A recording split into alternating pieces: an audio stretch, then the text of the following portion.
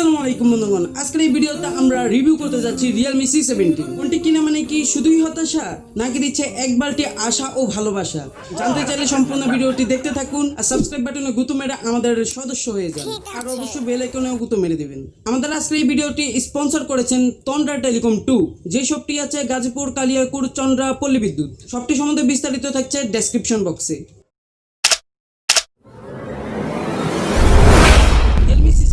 Unboxing করার পর পেয়ে যাবেন সিলিকন কভার এবং কাগজপত্র। আজীবন এমনিও ঠিকভাবে পড়ালেখা করি নাই, আর এই কাগজপত্র পড়া আজকে কি বিসিএস ক্যাডার হয়ে যাবো।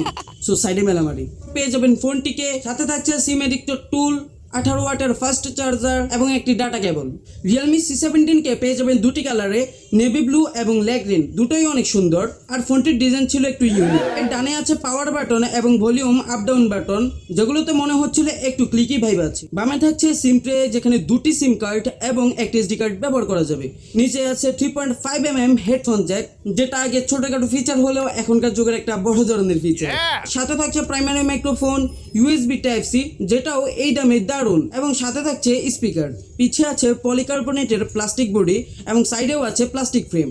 আর পিছে যে কোয়াড ক্যামেরা সেটআপ আছে সেটার বাম্পটা একটু বেশি উঁচু, এবং সাথেই আছে ফিঙ্গারপ্রিন্ট সেন্সর, যেটা মোটামুটি ফাস্ট। সাথে তো ফেস আনলক থাকছেই। ফোনটার ওজন 188 গ্রাম, যেটা তেমন একটা বেশি না। আর ফোনটা যেহেতু প্লাস্টিক বডির, তাই ক্র্যাশ পড়ার সম্ভাবনা আছে। এই ব্যাক কভার পরানোর পরামর্শ রইল। ডিসপ্লে সেকশনে আছে 6.5 ইঞ্চি এইচডি প্লাস ডিসপ্লে, আর সাথে থাকছে 90 হার্টজের রিফ্রেশ রেট, যেটা নিয়ে চলছে এত বেশি তোলপাড়, এবং সেটা নিয়ে কিছুক্ষণ পর আলোচনা করছি ইনশাল্লাহ।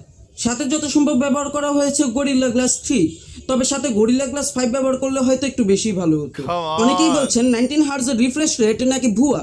আসলে এইচডি প্লাস ডিসপ্লে আর যে প্রসেসর ব্যবহার করা হয়েছে তাতে 19 হার্টজ ডিসপ্লে রান করে। আর আপনাদের অনেকেই জানেন 19 হার্টজ ডিসপ্লে আরো বেশি দামের ফোনে ব্যবহার করা হয়ে থাকে। আর আপনারা যদি খেয়াল করেন, যত বেশি রিফ্রেশ রেট তত বেশি স্ক্রলিং এ থাকে স্মুথনেস। এখন এই 19 হার্টজ রিফ্রেশ রেট দিতে গিয়ে কোম্পানি দামের সাথে মানানসই করে এইচডি প্লাস ডিসপ্লে দিয়েছে। এই নিয়ে জনগণের মাঝে হাসাহাসি এবং ক্ষোভের ঝড় উঠেছে। তবে যদি আপনি ডেইলি লাইফে ইউজ করতে যান, তাহলে আমি মনে করি আপনার চোখে তেমন খুঁত হয়তো ধরা পড়বে না, কারণ এটি অনেক কালারফুল এবং ব্রাইট একটি ডিসপ্লে।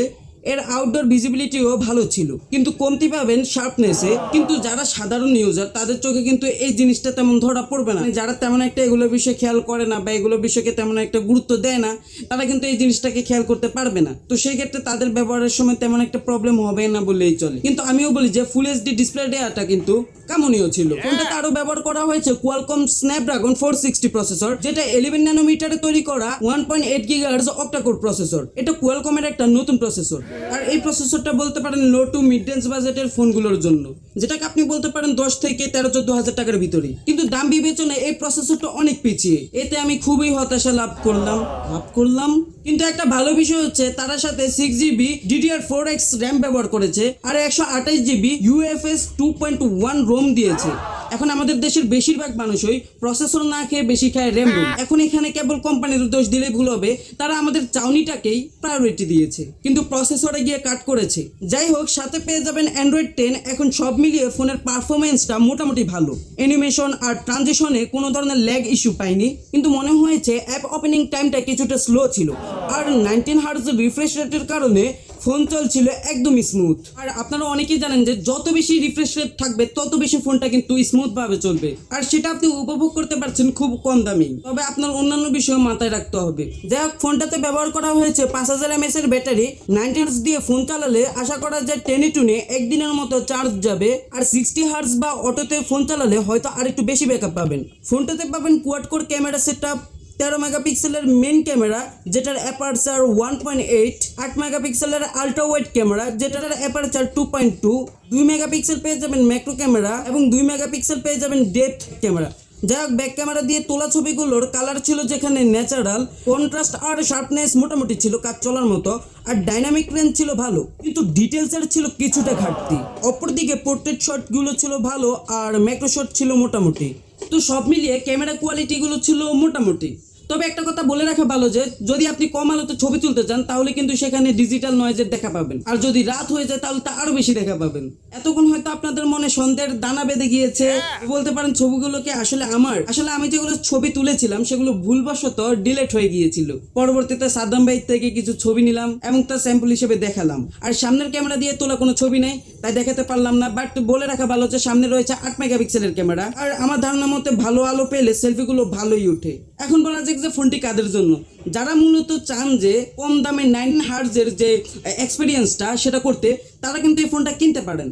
এছাড়াও অনেকেই তো বেশি র্যাম রোম পছন্দ করেন, সেক্ষেত্রে এটা কিনতে পারেন। আর যদি আপনারা চান যে ব্যাটারি ব্যাকআপও কিছুটা ভালো হোক, তাহলেও কিন্তু এই ফোনটা আপনারা কিনতে পারেন। তবে আপনারা যদি অনেক ভালো ক্যামেরা চান এবং হাই লেভেলের যে কাজগুলো আছে সেগুলো করতে চান, যেমন হেভি গেমিং করতে চান, তাহলে সেক্ষেত্রে এই ফোনটা আপনার জন্য না। হ্যাঁ, চাইলে আপনি কিনতে পারেন, তাতে আমার কোনো নিষেধাজ্ঞা নেই, তবে আপনার সুবিধার্থে বলে রাখলাম আর কি। তো আশা করছি আপনাদের কাছে ভিডিওটা লেগেছে ভালো। আর যদি ভিডিওটা লাগে ভালো, তাহলে করে দিবেন একটা লাইক, কমেন্ট অবশ্যই আপনাদের মতামত লিখে দিবেন, এবং ভিডিওটা যদি পারেন শেয়ার করে দিবেন, আর নাও করতে পারেন, বিকজ হয়তো আপনাদের কাছে আমার ভিডিওটা ভালো লাগে নাই। ছোট ইউটিউবার বলে আজকে এই অবস্থা।